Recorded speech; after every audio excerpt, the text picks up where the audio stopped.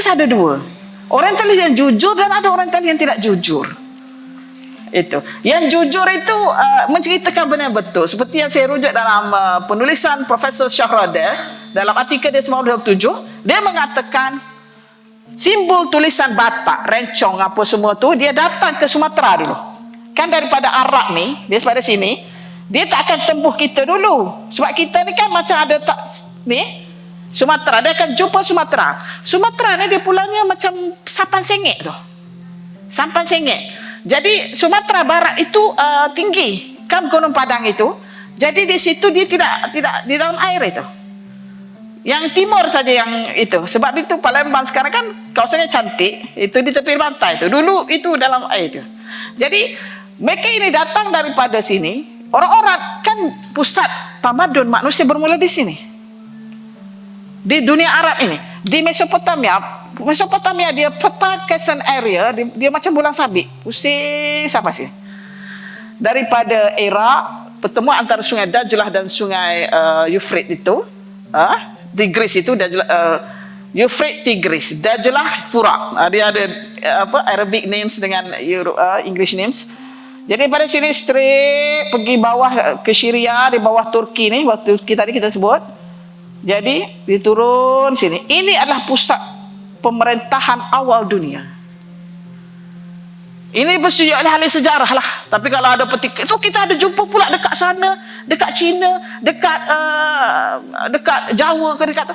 Ini dipersetujui oleh dunia, sejarah dunia. Kita kena pakai. Kalau kita nak pakai yang kita baru berjumpa, tak di-recognize lagi oleh UNESCO ke apa ke. Macam saya bidang akademik, kalau kita tulis artikel, tak publish lah artikel kita. Dia sudah ada jalurnya. Kecuali kalau kita dapat buktikan dengan bukti yang kukuh, ya, bahawasanya penemuan terbaru. Itu tidak menjadi masalah. Tapi jalur dunia ini kita kena ikutlah. Inilah peta dunia. Kalau kita letak Afrika ni buka sini atau buka sini, salah lah. Kena ikut, itu maksudnya. Jadi di sini, bila di sini dunia, negara tua ialah Iraq, Syria, Yaman, Mesir. Itu negara tua tu, pusat peradaban dunia.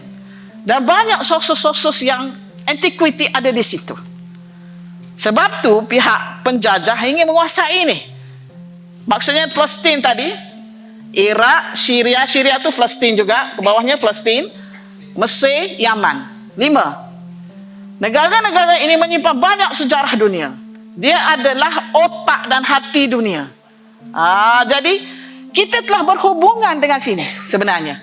Tapi disebabkan tajuk kita dengan Osmaniyah, saya terpaksa skip lah kat sini, ya, pengerusi, ya. Saya terpaksa pergi ke, dikata Osmaniyah kena pergi sini. Osmaniyah dekat sini. Tapi sebenarnya hasil daripada sini ke sini. Di Timur Asia Tenggara, Kesultanan Melayu Melaka. Dah mula Melaka dah. Bila sebut Melaka, dia mesti 1400 ke atas. Dia tidak ada cerita 1300 ke atas tentang Melaka ke dalam buku-buku kita. Kalau ada pun selingan saja. Sriwijaya tu pun dia tidak detail. Sebab tu anak-anak bangsa kita, anak-anak bangsa Melayu ni tak tahu kat mana Sriwijaya. Oh, kat situ. Ikut saja. Nampak tak?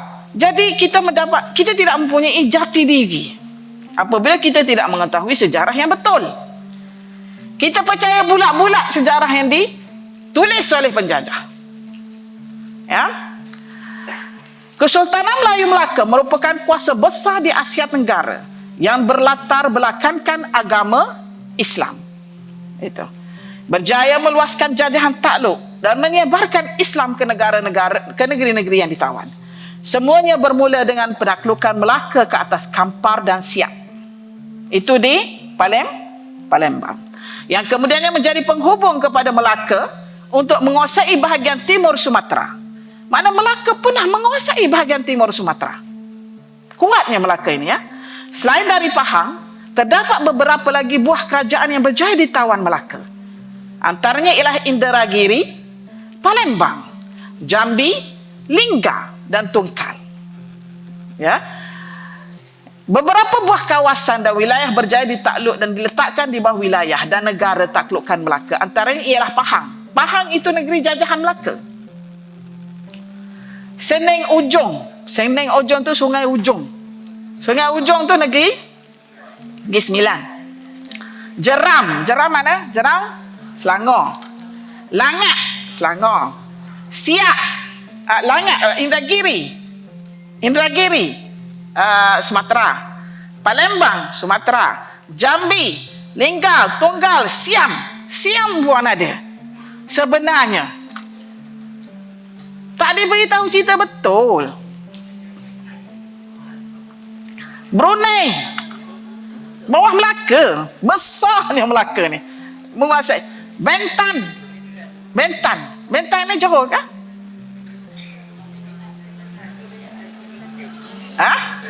Johor kan? Bentan Johor. Riau Lingga itu di kawasan dekat Sumatera itu ada kan pulau tu, pulau apa, Natuna itu bawah Melaka itu. Kampar dan Siak, Rupak Jambi dan terusnya ulang. Bengkalis Melaka itu termasuklah Kepulauan Karimun. Besarnya Melaka ni. Nampak tak? Maksudnya itu adalah Melaka. Dia tak tulis pula Kelantan, Kedah. Kenapa Adalah cerita tu. Pertahanan khas di kawasan laut Sumatera Selatan di Kawan Rapi. Sumatera Selatan di Kawan Rapi, dan setiap negeri di bawah jajahan di bawah taklukan Melaka perlu menghantar ufti kepada Sultan Melaka. Maksudnya Sultan Melaka dah minta dengan jajahan ini hantar ufti kepada dia. Tanda Melaka menjaga keselamatan pertahanan mereka. Besarnya. Habis apa hubungan dengan Osmaniyah? Ini sebelum 1300 ni. Sebelum jajah Portugis datang ya. Ni tengok ada peta dia. Ini semua bawah jajahan. Kelantan pun termasuk, dia tertinggal. Saya tertinggal tulis tadi. Kedah pun sama. Maksudnya kita ada dua kuasa besar di alam Melayu sebelum Masihi dan selepas Masihi. Ya, saya berpandangan sebelum Masihi adalah Kedah Tua, Langkah Sukar. Itu sebelum Masihi itu. Mana kita jumpa di Sungai Batu. Prof Mokhtar jumpa 788 Toriye itu di Sungai Batu itu. Saya dah pergi Sungai Batu ya tuan-tuan dan puan-puan.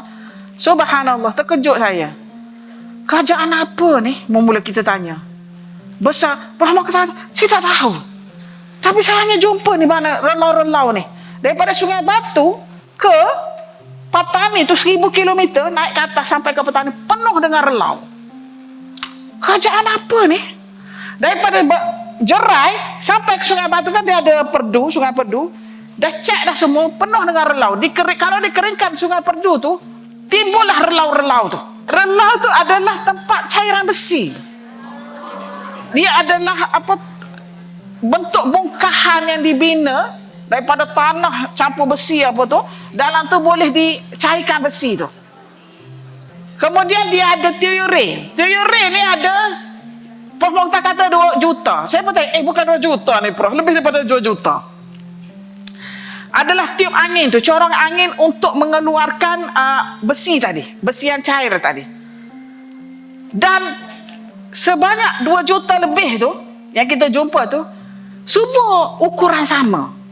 Tak berkurang setengah inci. Maksudnya kalau semua tu mestilah 0.3 daripada A sampai Z. Maksudnya apa tu tuan-tuan dan puan-puan? Hebatnya supervision dia. Engineering dia tu, konsep engineering dia, supervision dia tu tepat 100%. Kerajaan apa ni? Saya tanya Prof Mokhtar.